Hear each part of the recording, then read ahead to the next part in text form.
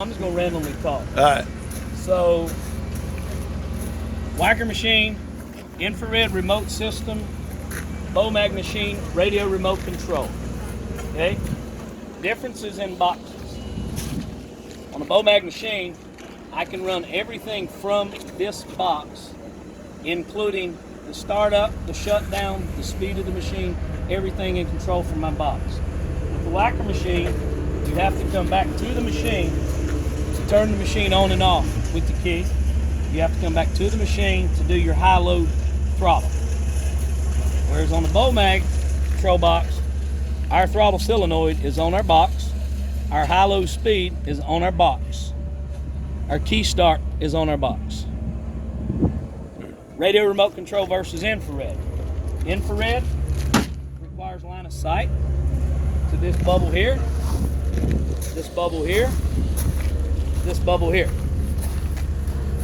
Range typically about 40 feet, depending on the sunlight.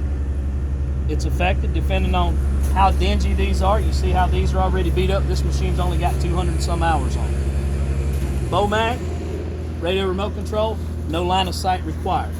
Range typically about 100 feet. Battery life on the remotes. Here's the battery for the Whacker remote. Here's the battery for the Bomag remote. Typical infrared battery life, about 8 hours runtime. Radio remote control, approximately 40 hours, one charge. Nice. Okay.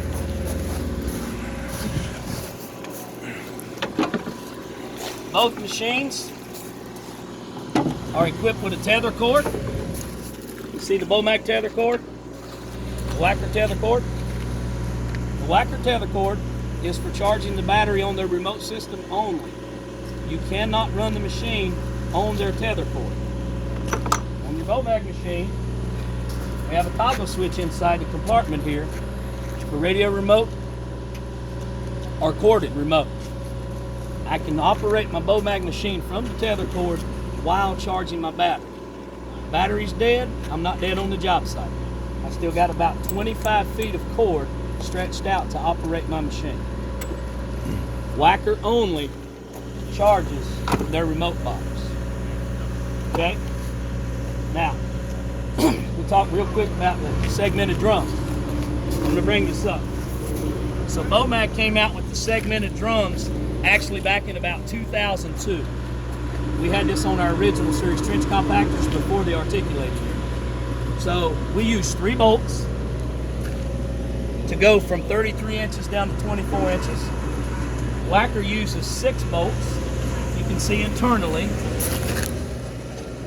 See how much smaller diameter the bolt heads are versus the Bomag? They're about twice the size. We're also about twice the length in there. It's commonly known that Whackers will shear the bolts off from the vibration of the machine. I've never had a machine shear a bolt. When you drop the drum adapters, then you reset the bolts. They recess into the drum holes again. So you just put the bolts back in. They're not going to vibrate out. That way you have your bolts and you don't have your holes filled with dirt. Now, when you remove ours, you've got these handles to grab and stack your rings with. Where do you grab and stack the Whacker with? They're in here. They're made in. Finger smasher. That's what I like to call it. Okay? When we are closed, so when we close down our compartments, let me put everything in here.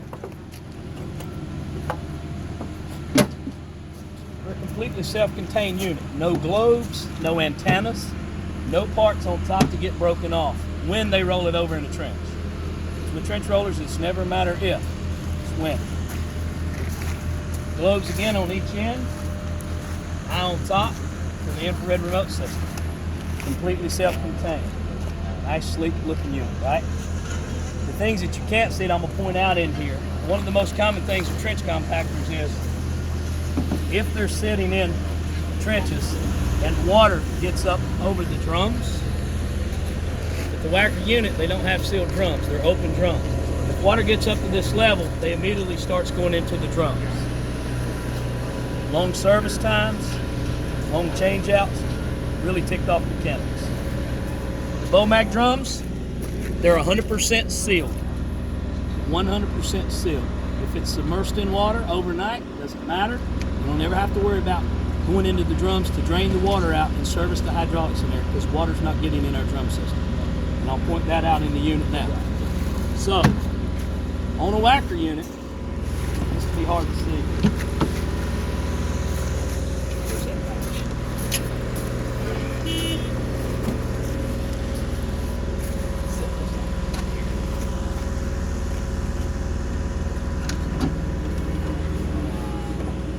So on a Wacker unit, in the hydraulic system, your hydraulic manifold block is at the back of the machine, much like Bomag is. Okay? But here's where we're different than Wacker.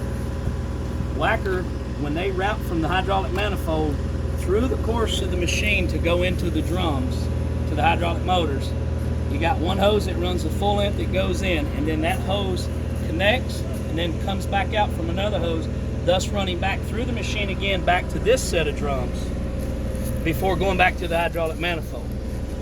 If you have a blown hose in any given portion of the Wacker machine, you have to drop both ends of the machine off to fix that problem, because the one-piece hoses that go through and down and the one-piece hoses that come out and go back. With the Bomag machine, we have a hydraulic manifold that ports through the frame of the machine.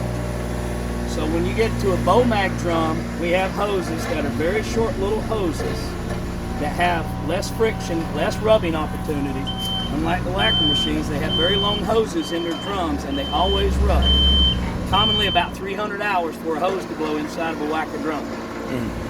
I've got Bomag machines in the territory where I'm at that have over 2,000 hours on them and they've never blown a hose.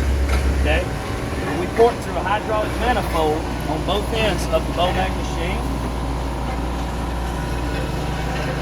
Try to get you a good visual. Over. So we port through a hydraulic manifold that goes down through the frame of the machine. So we leave the manifold block, we take the hose, we jump to that, then it ports through the machine and into the sealed drum. So if you were to ever have a blowed hose, our machine sequentially will tell you where it's at, because you're going to get codes. You go to that drum, you replace that hose, and that's all you do as a mechanic. How many of your customers have had to take off drums on your machine? I've had zero. I've had zero. And I have machines that have well over 2,000 hours on them since 2010. Some of them I'm sure have more than that on them. But I've never had a customer that said they had to drop the drums on their machine, ever. I've got over 250 in service, and I've never had any of my systems. I know there's in and throughout North Carolina, where I'm my territory, there's been over 500 machines in and out there since 2010. This is called one up in another guy. So you got 250, you got 500. We're going back and forth. I like it. I like it. These are competitive dudes. I am too, but I live in Florida.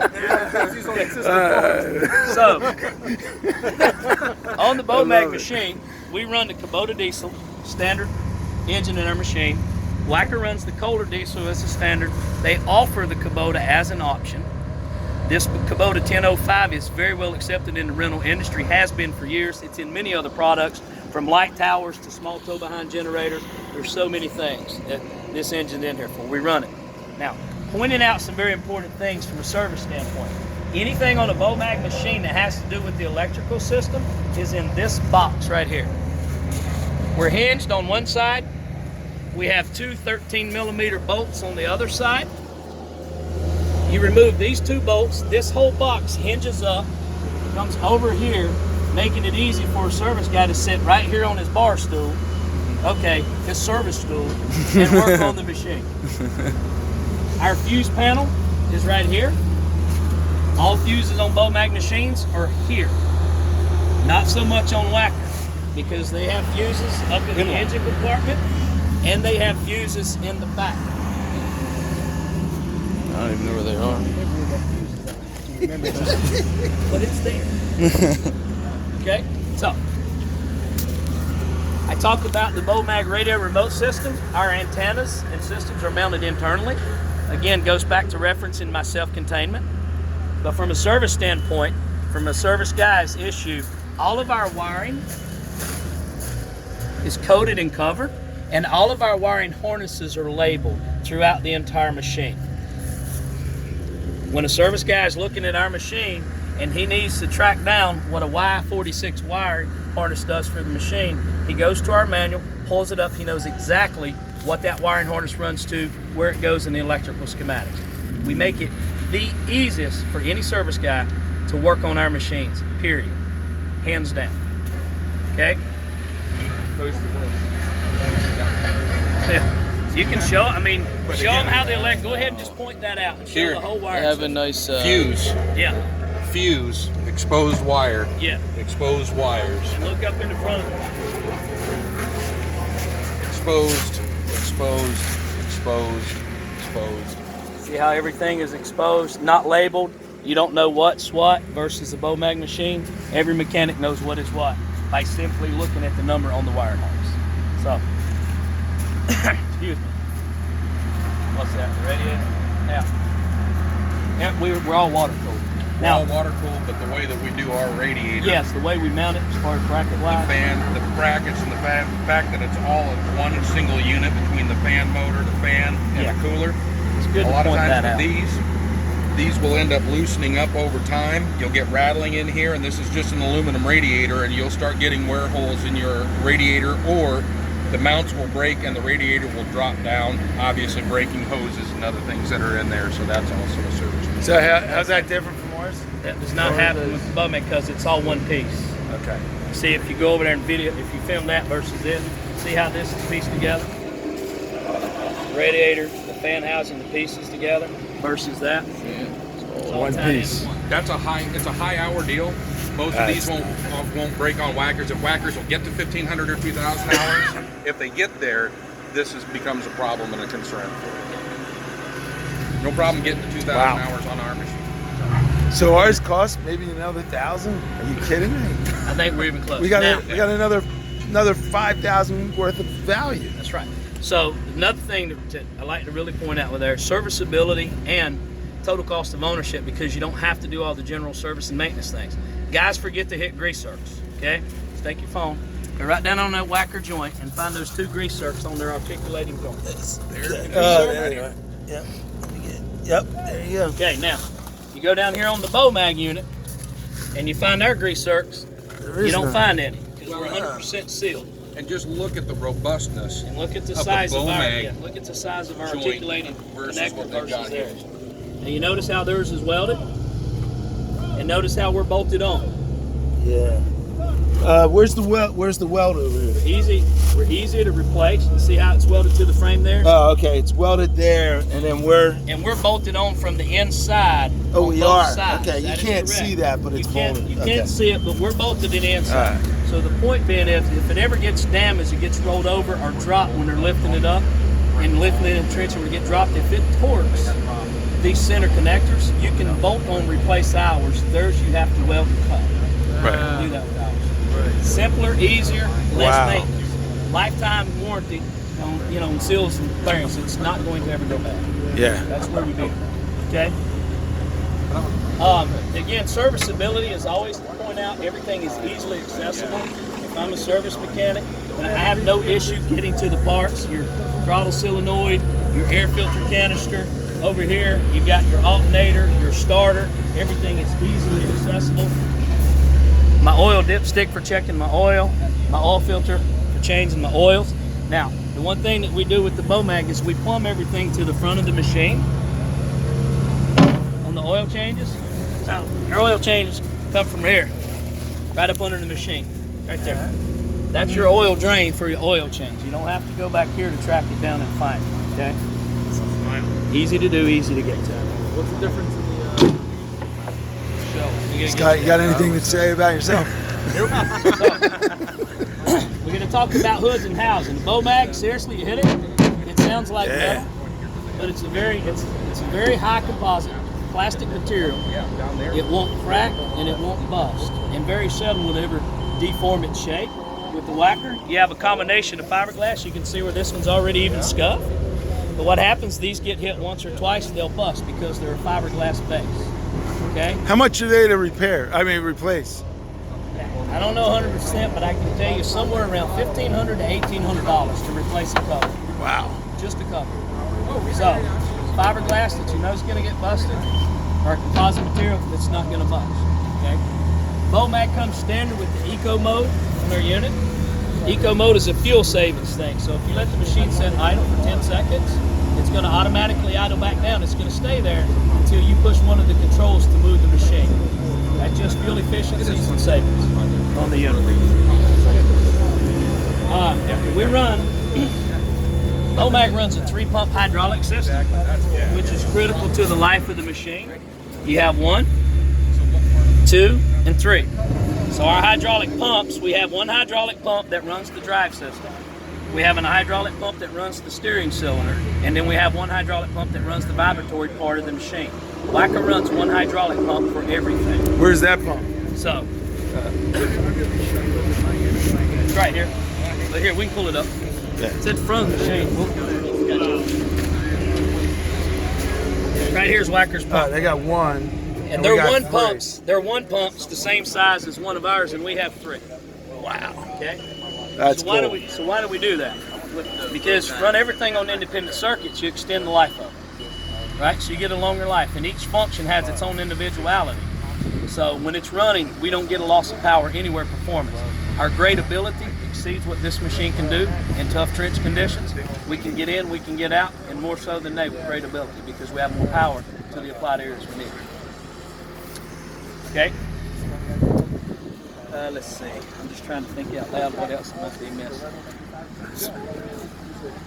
So Scott, we're really giving our machine away by having the same price on it. I think for the, Are you kidding me? All that stuff? if we're That's within, crazy. in my opinion, if we're within $1,000 of Wacker's net cost, we should be 2,000 higher. Yeah. That's my opinion. Yeah, I mean that much more value that's built into this machine. It's crazy. So, now, what we'll do now, I'll give you a quick presentation on starting these machines. Okay, now, on the Bomag machine, again, we have a master power disconnect switch. That's strictly to kill the battery. I got a toggle switch for radio or corded. Bomag machine, you pull up my safety switch. I'm gonna turn my key on. I'll wait for my onboard diagnostics to set up. And then I'm going to push start. Again, I control everything from the box. Throttle, speed control, low frequency vibration, high frequency vibration, automatic vibration, or manual vibration. All from the control box. Safety audible horn, which we have unplugged right now. But there's a horn button on here. Yeah. We unplug it for training classes. Makes too much noise. I'll tell you guys. So now with the Bomag machine, I'm ready to go. So with the Bomag machine, you have what we call the BOSS system, which is a Bomag onboard safety security system. It's about a 3 to 5 foot radius range around the machine, wherever I'm at with the control box. Right. So wherever I'm at, this machine does not move towards me until I get out of that lane. Now, as I'm wherever I'm at with the box, go ahead. As I bring the machine back, when it gets, it stops. Doesn't come with me. It'll go away.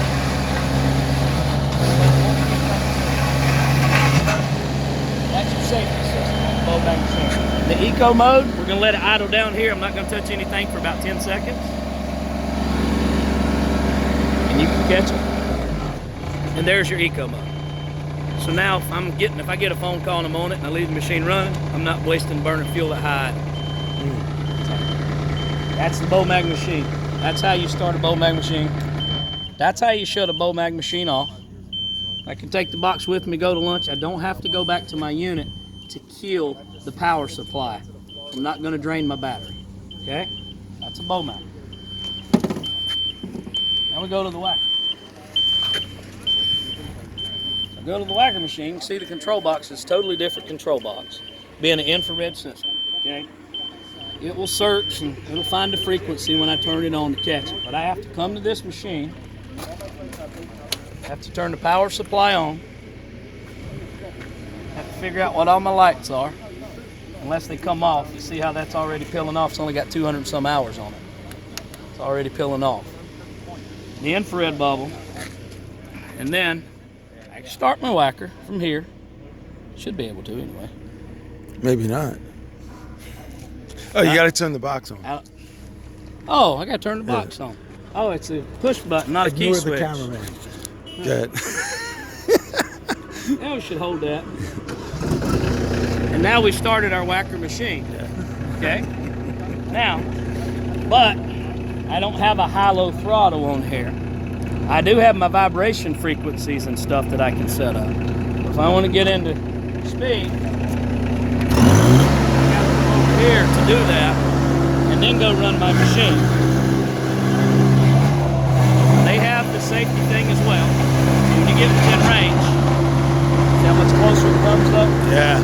That's your safety. Too close. A little close. Now, I got to move away to get the machine to start back. What's required here is line of sight. I've got to keep this box within range of that globe or any globe on the machine to keep it running. So, as long as I keep it within range,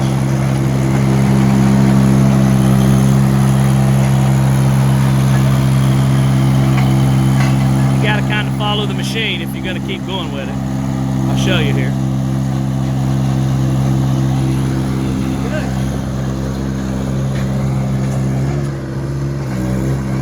Stop.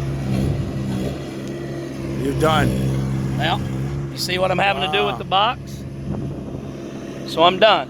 So now I want to get that machine to come back. I've got to walk towards this machine to get it to come back. That's your infrared system line of sight. See, we were out about 30 feet maybe. Okay? Park that. Hold on, we'll run that. Watch out, Dave.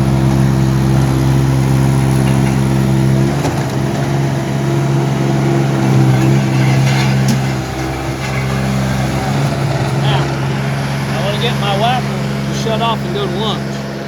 Go back to my... Hold it down. I got to cut off. I got to cut off here. Yeah. Otherwise, I can't shut it off, and then I got to kill the box. I got to shut the power off so my battery doesn't die when I'm gone. Now we're going to run the Bomag machine in the radio frequency, and we'll show a range. Let me go tell him. Doesn't he know we're doing a video? You lay in and show your 2 cents on the range of it with radio. From what I've seen, we can get anywhere from 2.5 to 3 times the range before we lose connectivity on our unit.